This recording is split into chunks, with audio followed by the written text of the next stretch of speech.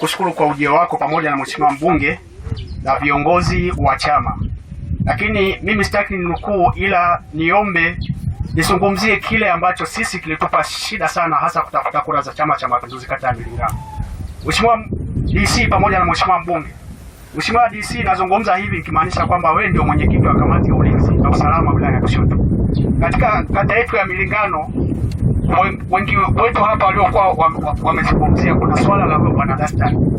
Swala la bwana Dastan limekuwa ni kero, na ni kero chafu kwa ajili ya kupiga wananchi kimakosa ambayo sasa sisi tuseme sio ni makosa ya jinsi gani.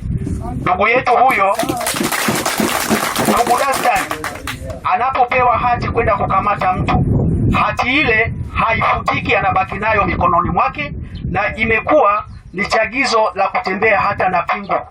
Pingu ninavyojua inaitwa ni nyaraka ya ofisi, lakini bwana Dastan anatembea na pingu, anaenda kutishia watu, na kila anayetishiwa anamalizana naye huko, aidha kwa viboko asipolipa, lakini mwisho wa siku ni kupigwa hadi kupata maumivu makali. Mheshimiwa DC, hata mwaka jana alisimama kutangaza mbele ya halaiki kwamba watu walale, mwisho ni saa 4, na ambaye ataonekana kwa muda huo kupigwa atapigwa na cha moto atakiona, na kweli tulikiona kwa baadhi ya wananchi wetu. Sasa kwa kuwa Mheshimiwa DC leo umepata kuja na wewe ndio mlinzi wa usalama katika wilaya ya Lushoto, tunataka tutambue hatima ya bwana Dastan, kwamba Dastan sasa yeye kama ni ajira basi tutasikia kutoka kwako, lakini kama ni ajira tuombe ahamishiwe eneo lingine, lakini kama ni MG sawa na MG wenzake tuombe mheshimiwa utoe tamko hapa, na vinginevyo sisi tunaweza tukavunja sheria, kwa sababu hata sisi tuna nguvu za kuweza kufanya chochote